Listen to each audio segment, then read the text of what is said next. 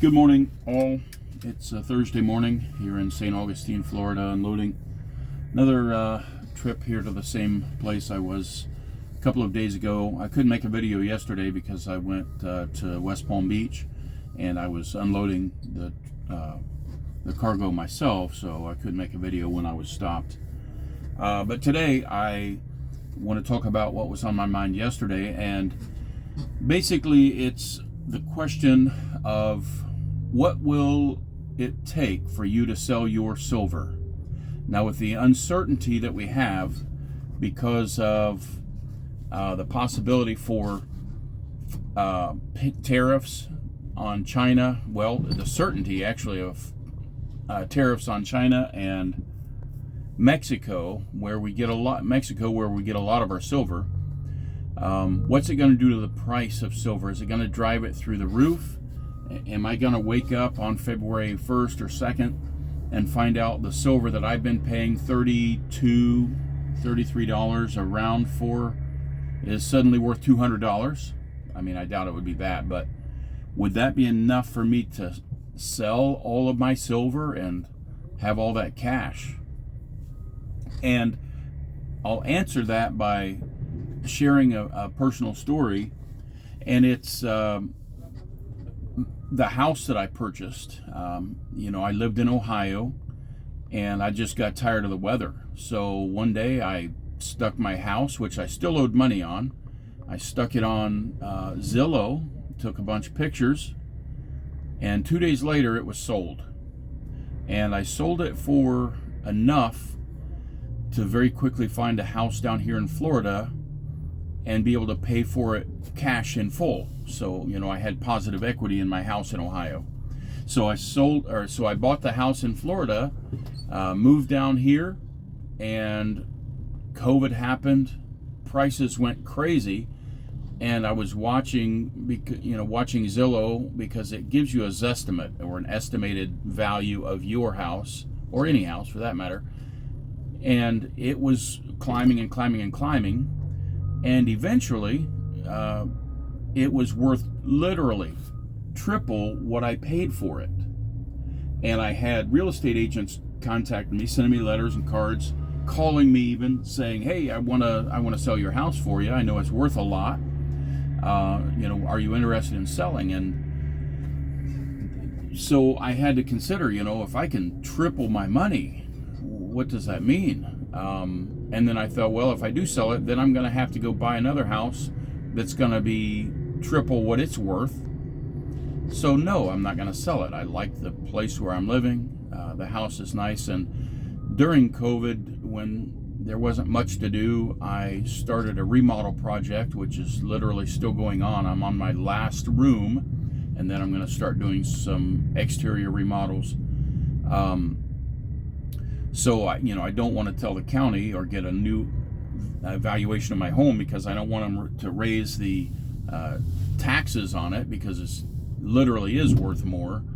But so there's just no chance I'm going to sell my house. But even if I hadn't done that, even if I didn't like it, I still wouldn't sell it, because that means I have to turn around and buy a replacement for triple what it's worth.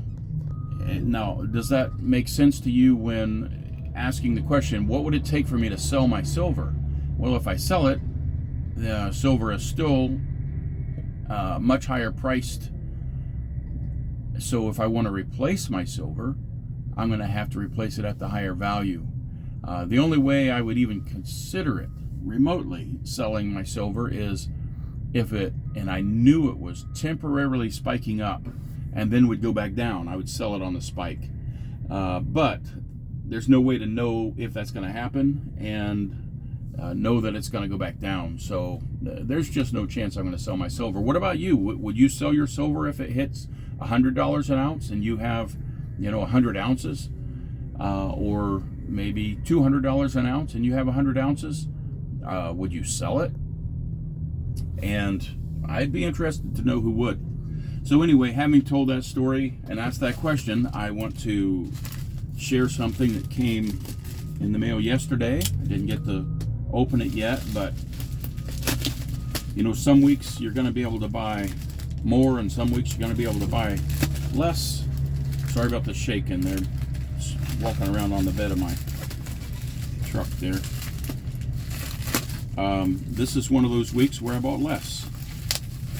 But I'm still stuck on buying from Walmart, because you know what you're going to get?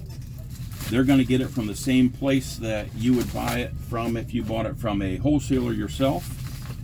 And this way, they're going to give you a good price, presumably. But I do want to share this. I tried to buy a single coin yesterday because I got a gift card from Walmart. And I was going to buy a single coin with it. I put the order in, and it did what it does. It sent me a congratulations, it's time to get excited, your order's on the way. And then within a second, it sent me a notice that my order had been canceled.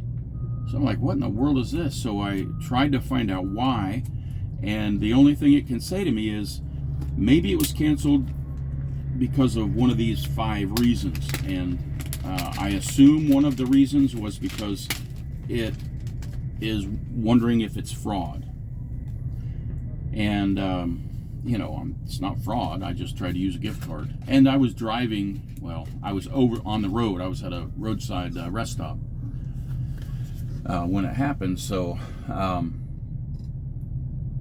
don't know. I tried to reinstate it and it wouldn't let me. So I went in and used the gift card for something else this morning, and it worked. So I don't know what the deal was. But I got 2 more of these Eagles, and I like them. Are there prettier coins out there? Yes. But these, I feel like, are going to have a guaranteed value because you know, they're minted by the US government. So there's that value. Are they faked? Yes. Am I going to get fake ones from Walmart? You can buy them, fake ones from Walmart, but you know, as long as you get them from someplace like this, Bullion Exchange, it'll tell you who's going to ship them to you.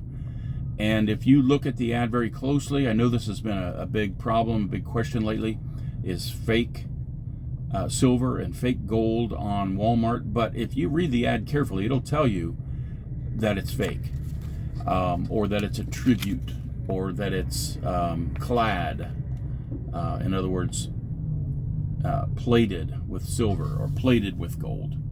So you just have to check your ad carefully and keep adding to your hoard, because those of us who have it, when stuff hits the fan, are going to be the ones that come out smelling like a rose.